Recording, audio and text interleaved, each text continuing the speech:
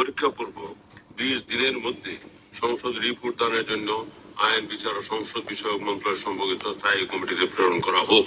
যারা এই প্রস্তাবের পক্ষে আছেন তারা হা বলুন, যারা এই প্রস্তাবের বিপক্ষে আছেন তারা না বলুন।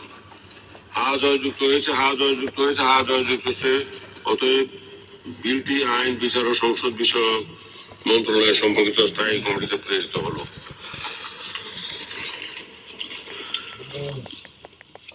মাননীয় সদস্যবৃন্দ, দিনের কার্যসূচি অনুযায়ী এখন মহামান্য রাষ্ট্রপতির ভাষণ সম্পর্কে আনিত ধন্যবাদ প্রস্তাবের উপর আলোচনা। প্রথমে আমি মাননীয় সদস্য জনাব আন্দালিব রহমান 115 মাননীয় সদস্য, আপনার সময় 20 মিনিট। মাননীয় স্পিকার, আপনাকে ধন্যবাদ। বিসমিল্লাহির রহমানির রহিম। মাননীয় স্পিকার, প্রথমে আমি সরকারকে অভিনন্দন জানাই। আমাদের যে সমুদ্র বিজয়, এটা শুধু সরকারের না, সরকারকে অভিনন্দনের পাশাপাশি আমি সমগ্র বাংলাদেশকে অভিনন্দন জানাই।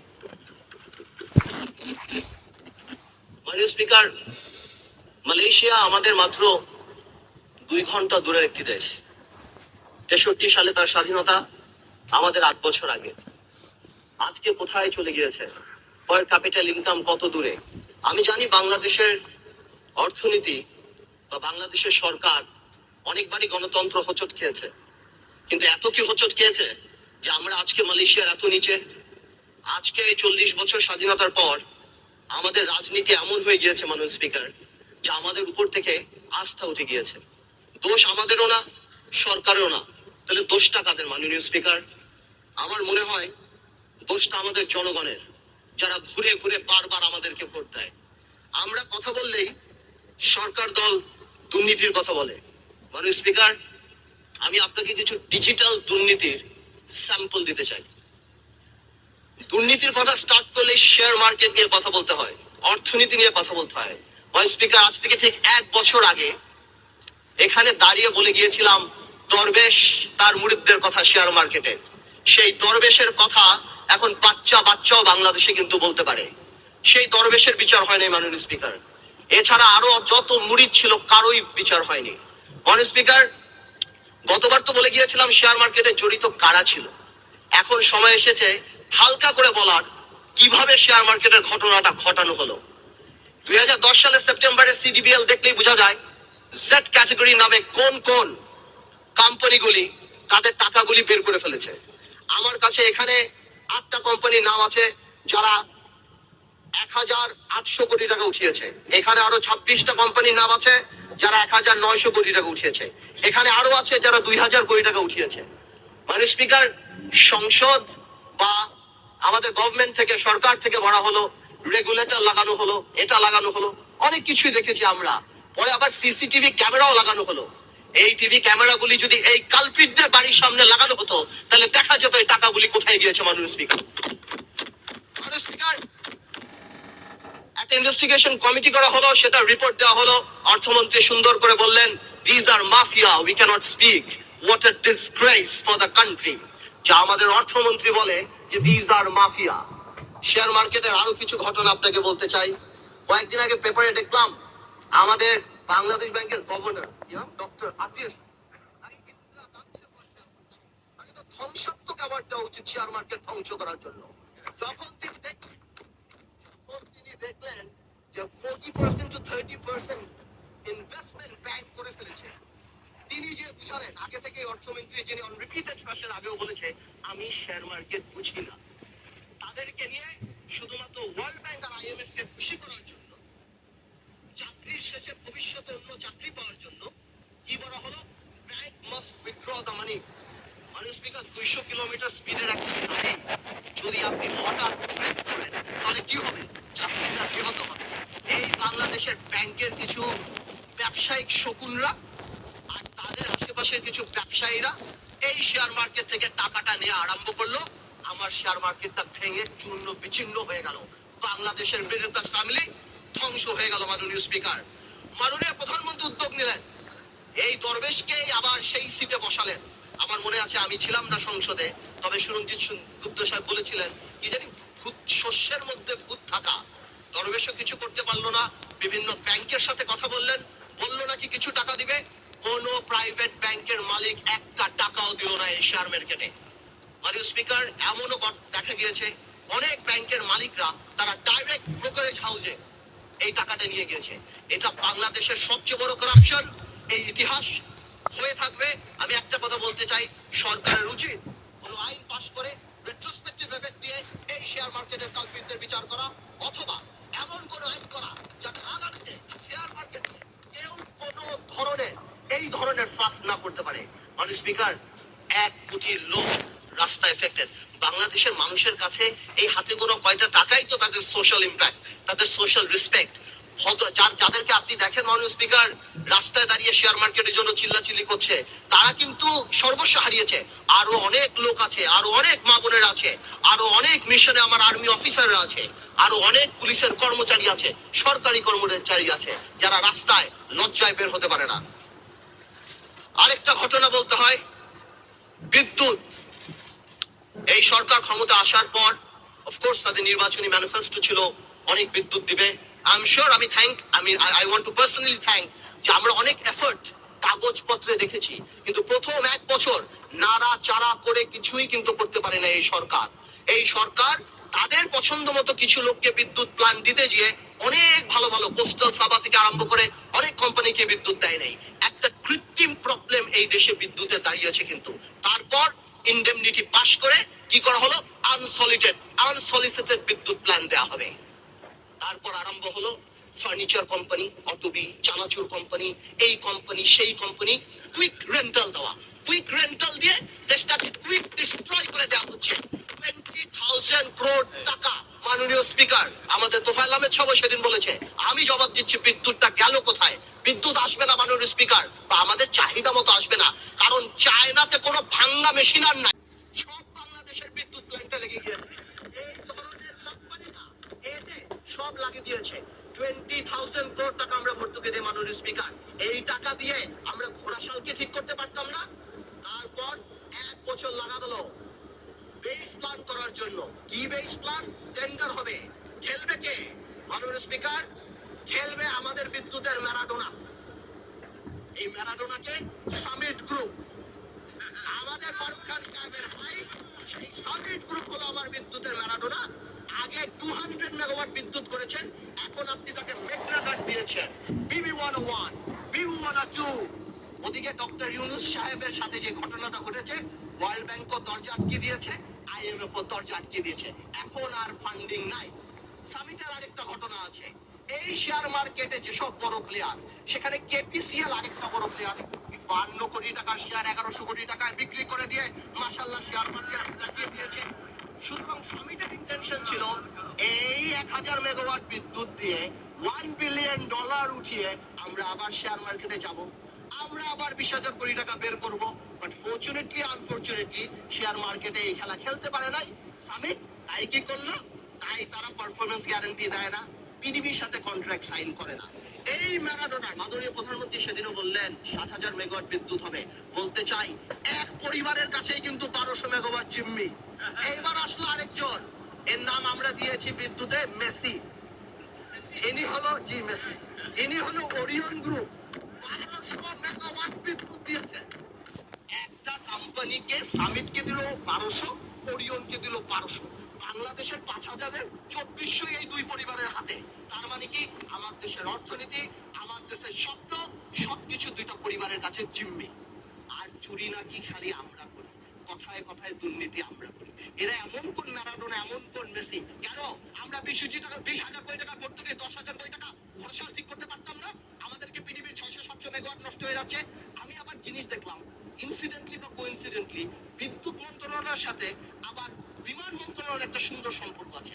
আমরা যেমন আমাদের নিজেদের পৃথিবীর প্ল্যানগুলি বসায় রেখে এই কুইক রেন্টালগুলি চালাই, বিমান মন্ত্রণালয় দেখি আমাদের প্লেনগুলি বসায় রেখে লিজার প্লেনগুলি গাড়ি চালায়, তাতে করে ভালো দুই পয়সা কামাই হয়।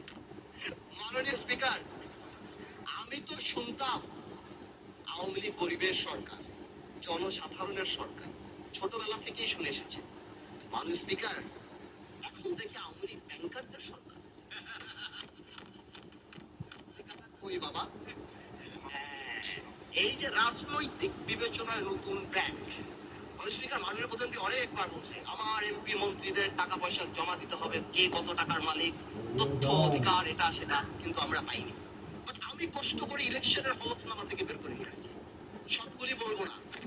ফার্মার্স ব্যাংক, আমাদের অনারেবল মেম্বার অফ পার্লামেন্ট, আচ্ছা নাম বললাম না, ফার্মার্স ব্যাংক ব্যাংক করতে মানুষ থেকে আপনাকে জানাই 400 কোটি টাকা লাগে, 4-এর পর 9টা শূন্য, এবং একটা ডাইরেক্টরের 35 কোটি টাকা। ফার্মার্স ব্যাংক যিনি করলেন ইলেকশনের হলফনামায় 39 লক্ষ টাকার মালিক। মেঘনা ব্যাংকে করলেন কোটি পাটি মিলে 27 লাখ টাকার মালিক। ফেডারেল ব্যাংক যিনি করলেন কোটি বাটি মিলিয়ে 1 কোটি 1.5 কোটি টাকার মালিক। দুর্নীতি নাকি আমরা করি? ইয়া খোদা, আমার কথা কি, দুর্নীতি অনেকেই করে, লুকায় টুকায় করে, কিন্তু এইটা কি দুর্নীতি? খুললাম খুল্লা দুর্নীতি।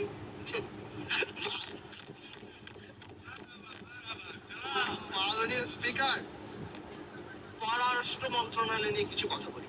I want two thank personally আমাদের পররাষ্ট্রমন্ত্রী, তার অনেক এফর্ট, অনেক কাজ করেছেন, যার কারণে আজকে এটা এসেছে। I want two thank.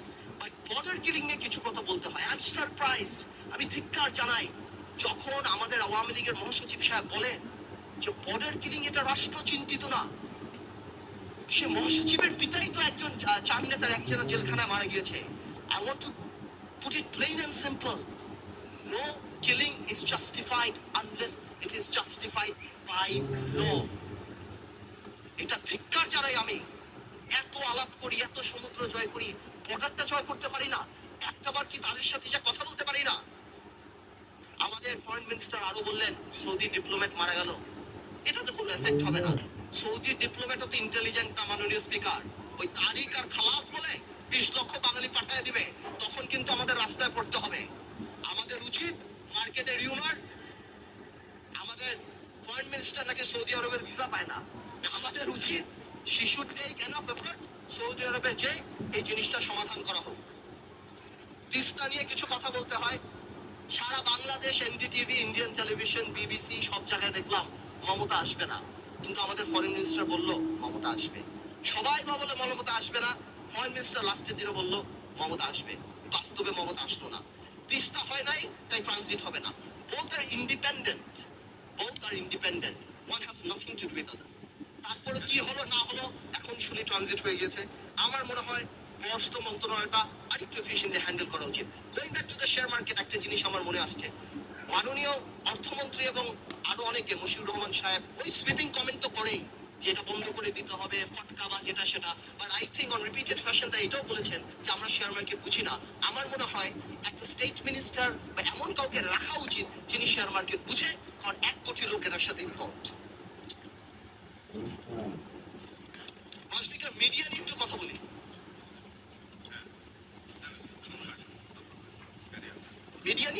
মানুষ স্পিকার, আমাদের মিডিয়ার ব্যাপারটা বলেন না, আপনাদের you are speaking freely. I sorry, আমি আমাদের মিডিয়ার ব্যাপারটা একটু দেখা উচিত। মিডিয়ার উপরে একটু নেকেড ইউজারপেশন হচ্ছে। 12ই মার্চে আমরা লক্ষ্য করতে পারছি একটু নগ্ন হস্তক্ষেপ, এটা ডেমোক্রেসির জন্য ভালো না। এই ব্যাপারে একটু আমাদের কেয়ারফুল হওয়া উচিত। আমাদের মনে রাখতে হবে 1/11 এর পর 2 নেত্রী যখন জেলখানায় ছিল, এই জেলখানা, আমি একটু কেয়ারটেকার গভর্নমেন্ট নিয়ে একটা কথা বলতে চাই মাননীয় speaker. What is this caretaker government? এই কেয়ারটেকার গভর্নমেন্টটাকে যে খুব টেকনিক্যালি সরিয়ে দেওয়া হলো, of course এটা law, but law is a social phenomena. It's means to an end, it's not an end itself. A law that lacks the quality, that lacks to reflect the will of the people is not to be regarded as the law. জনগণ বাংলাদেশের চায় তত্ত্বাবধায়ক সরকার থাকবে। তত্ত্বাবধায়ক সরকার ছাড়া এই দেশে ওই 2-1টা সিটি কর্পোরেশন নির্বাচনে কুমিল্লায় 30,000 ভোট, আরেক জায়গায় 1 লাখ ভোট দিয়ে আপনি 7 কোটি ভোটকে হিসাব করতে পারবেন না। বাংলাদেশে তত্ত্বাবধায়ক সরকার আগে হয়েছিল বিকজ বড় 2টা রাজনৈতিক দলের মাইন্ডসেট ছিল না, মিউচুয়াল রেসপেক্ট ছিল না। আজকেও মিউচুয়াল রেসপেক্ট আসে নাই, পরশুদিনও আপনি পার্লামেন্টে দেখেছেন, আগামীতেও দেখতে পারবেন। সুতরাং we are not ready for an election যেটা কোনো দলীয় সরকারের অধীনে হবে। We need a caretaker government, otherwise এর বাইরে যাই হবে এটা অ্যাকসেপ্টেড হবে না।